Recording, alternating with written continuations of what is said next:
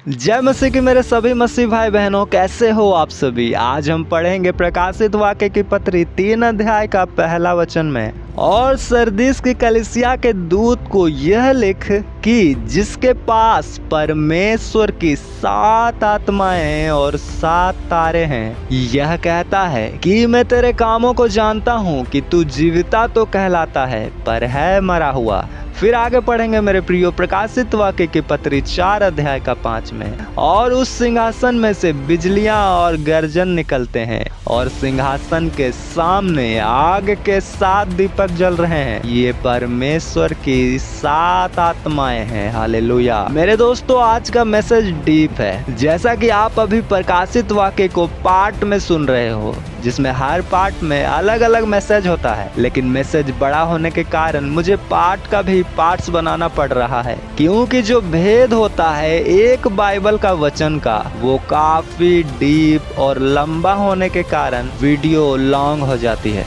तो आज हम परमेश्वर की 7 आत्माओं के बारे में जानेंगे, कुछ बातों को, और आगे आने वाले वीडियो में इसे कंप्लीट करेंगे। मेरे दोस्तों, हमने परमेश्वर की 7 आत्माओं के बारे में पढ़ा, जो लिखा है कि सारे संसार में भेजी गई है। पर दोस्तों, क्या और कौन है परमेश्वर की 7 आत्माएं? क्योंकि हमने तो आज तक जाना है कि एक ही आत्मा होती है, जैसे कि किसी एक शरीर में एक आत्मा। फिर ये परमेश्वर के पास 7 आत्माएं कौन है? तो मैं बता दूं दोस्तों, ये 7 आत्माएं परमेश्वर की ही पवित्र आत्मा है, जिनमें से हर एक का धरती पर अलग अलग प्रकार का काम है अपना। क्योंकि जब हम पुराने नियम से बाइबल को पढ़ते हुए आते हैं, तो हम बारीकी से देखें तो हर एक न्याय का अपना अपना अलग गुण था। जैसा सैमसन था वैसा दूसरे न्यायी नहीं थे, जैसा यूसुफ था वैसा दाऊद नहीं था। तो शॉर्ट में मैं बताऊं तो हर किसी में अलग अलग खूबी था। पर सोचो, सब परमेश्वर के चुने हुए हैं, सब में परमेश्वर का आत्मा भी उतरता है। लेकिन आप उनकी स्टोरी अगर रीड करो तो पाओगे कि उनका क्वालिटी एक दूसरे से बिल्कुल अलग और भिन्न था। नबियों को भी हम पढ़े तो सबका काम अलग था। करने के लिए तो सब भविष्यवाणी करते थे, सब नबी थे, पर उनका बुलाहट जो था वो अलग अलग तरीके का था। क्योंकि यशायाह को पढ़ें तो उसको अलग प्रकाशन मिला, यहेजकेल को अलग। क्योंकि यहाँ हम 7 आत्माओं के बारे में पढ़ रहे हैं मेरे दोस्तों, इसलिए मैं बता दूं, वो 7 आत्माएं तो परमेश्वर की ही आत्मा है, इसलिए उनमें सारे गुण हैं। लेकिन हर एक का एक खास गुण पाया जाता है। क्योंकि घर पे अगर 4 भाई हैं तो चारों का चेहरा थोड़ा बहुत अपने माता पिता से मैच होगा, क्योंकि वो उनमें से ही निकले हैं। इसलिए वो 7 आत्माएं जो है वो परमेश्वर की है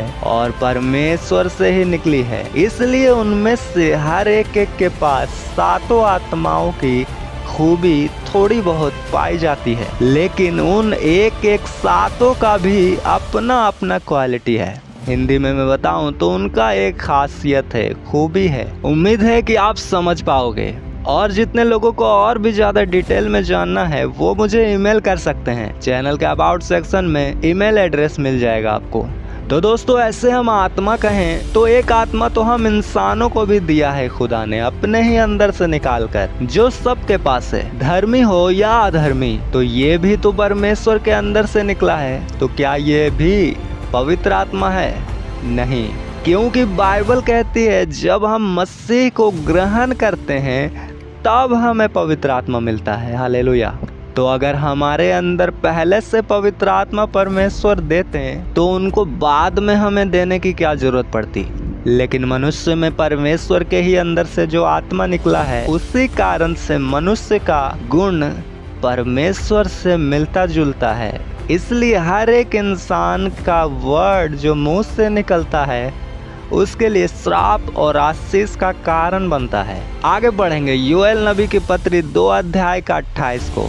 उन बातों के बाद मैं सब प्राणियों पर अपना आत्मा उंडेलूंगा, तुम्हारे बेटे बेटियां भविष्यवाणी करेंगी और तुम्हारे पुरनिये स्वप्न देखेंगे और तुम्हारे जवान दर्शन देखेंगे। यहाँ भी खुदा कहता है कि मैं अपना आत्मा उंडेलूंगा। आप जानते हो, जब किसी के पास ज़्यादा होता है तो वो दूसरे को देते वक्त उंडेलता है। किसी गांव में जब एक लेडीज बर्तन में जब पानी लेकर आती है तो वो घर लेके आने के बाद मटके में उस पानी को उस डेगची से उंडेल देती है।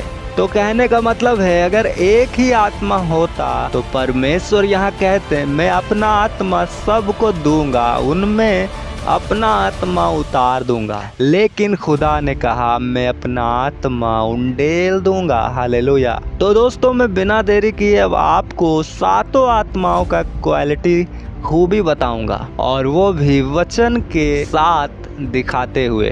तो सातों आत्मा में सबसे पहले आता है जीवन की आत्मा। उस आत्मा के बारे में हम बहुत जगहों में पढ़ते हैं। मैं आपको हर एक आत्मा के बारे में एक एक वचन बताऊंगा जिससे कि आप सभी समझ पाओ। जीवन की आत्मा के बारे में पढ़ेंगे उत्पत्ति की पत्री 6 अध्याय का 17 में लिखा है, और सुन, मैं आप पृथ्वी पर जल प्रलय करके सब प्राणियों को जिनमें जीवन की आत्मा है आकाश के नीचे से नाश करने पर हूँ, और सब जो पृथ्वी पर हैं मर जाएंगे। ये वो जीवन की आत्मा है दोस्तों जो हम सब के अंदर पहले से होता है। दूसरा है बुद्धि, ज्ञान और प्रवीणता की आत्मा, यहोवा का भय का आत्मा। उसके विषय में निर्गमन 31 का 3 में लिखा है, और मैं उसको परमेश्वर की आत्मा से जो बुद्धि, प्रवीणता, ज्ञान और सब प्रकार के कार्यों की समझ देने वाली आत्मा है परिपूर्ण करता हूँ। यह आत्मा जो दानियल के अंदर पाया जाता था। तीसरा है न्याय का आत्मा। न्यायों की पत्री 3 अध्याय का 10 में लिखा है, और उसमें यहोवा का आत्मा समाया और वह इस्राएलियों का न्याय बन गया और लड़ने को निकला, और यहोवा ने आराम के राजा कुश त्रिसातैम को उसके हाथ में कर दिया और वह कुश त्रिसातैम पर जयवंत हुआ। चौथा है सामर्थ का आत्मा। न्यायों की पत्री 14 अध्याय का 6 में, तब यहोवा का आत्मा उस पर बल से उतरा, और यद्यपि उसके हाथ में कुछ न था तो भी उसने उसको ऐसा फाड़ डाला जैसा कोई बकरी का बच्चा फाड़े। अपना यह काम उसने अपने पिता व माता को न बतलाया। पांचवा है बदलाव का आत्मा जो साफ करता है। पहला शमूएल 10 अध्याय का 6 में, तब यहोवा का आत्मा तुझ पर बल से उतरेगा और तू उनके साथ होकर नबूवत करने लगेगा, और तू परिवर्तित होकर और ही मनुष्य हो जाएगा। छठा है परमेश्वर के लिए जलन रखने वाला आत्मा। निर्गमन की पत्री 20 अध्याय का 5 में लिखा है, तू उनको दंडवत ना करना और ना उनकी उपासना करना, क्योंकि मैं तेरा परमेश्वर यहोवा जलन रखने वाला ईश्वर हूँ, और जो मुझसे बैर रखते हैं उनके बेटों, पोतों और परपोतों को भी पितरों का दंड दिया करता हूँ। और सातवां है स्थिर आत्मा। उसके विषय में भजन संहिता 51 अध्याय का 10 में कहता है, हे परमेश्वर, मेरे अंदर शुद्ध मन उत्पन्न कर और मेरे भीतर स्थिर आत्मा नए सिरे से उत्पन्न कर। हालेलुया।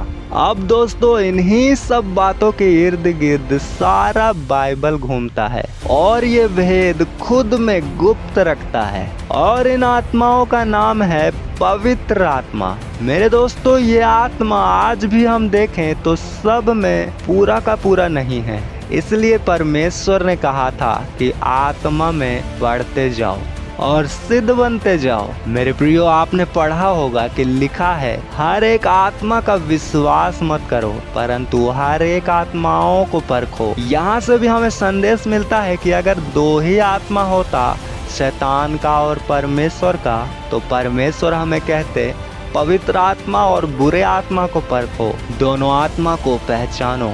लेकिन खुदा ने कहा हर एक आत्माओं को परखो। इसका मतलब यहाँ बस 2 आत्माएं नहीं हैं, लेकिन आगे के लाइन में खुदा ने इसे रिवील नहीं किया, बस अपनी आत्मा का एक चिन्ह बताया कि जो यीशु को मान लेता है वो परमेश्वर का आत्मा है, क्योंकि वो भेद बताने का अभी समय नहीं आया था। और जिस यूहन्ना को यहाँ खुदा ने नहीं बताया था अपना ये भेद, वही यूहन्ना को प्रकाशित वाक्य में जीसस ने खुल के बातें बताया। क्योंकि वहाँ वो समय आ गया था कि वो अपना गुप्त भेद को प्रकट करे। जीसस जब धरती में थे तब तक उन्होंने गुप्त में उन सभी चेलों से बातें की, लोगों को बताया, लेकिन अंत के दिनों में उन्होंने खुल के बातें बतानी शुरू की अपने चेलों को। इसलिए उनके चेले कहने लगे, हे प्रभु, अब तू हमसे खुल के सब कुछ कहता है और आत्माओं को परखो। इसका मतलब बहुत से आत्मा के बारे में यहाँ बात हो रहा है। ये हम एक प्रूफ से जान सकते हैं कि एक जगह लिखा है, हर एक जो आपस में प्रेम रखता है वो मसीह का संतान है। हर एक का मतलब यहाँ भी 2 से अधिक लोगों की गिनती को दर्शाता है। मेरे दोस्तों, आगे की वीडियो में हम इसके दूसरे भाग को जानेंगे कि क्या होता है जब 7 आत्माएं हमें मिलती है, क्यों जरूरी है ये, क्या है परमेश्वर के हाथ में रखे पुस्तक के 7 मोहरों का राज। तो प्रार्थना में आप सभी बने रहें। हम मिलते हैं अगले वीडियो में परमेश्वर के वचनों के साथ। तब तक के लिए आप सभी को मसीह में शालोम। पवित्र आत्मा तेरा स्वागत इस जगह में, भर अपनी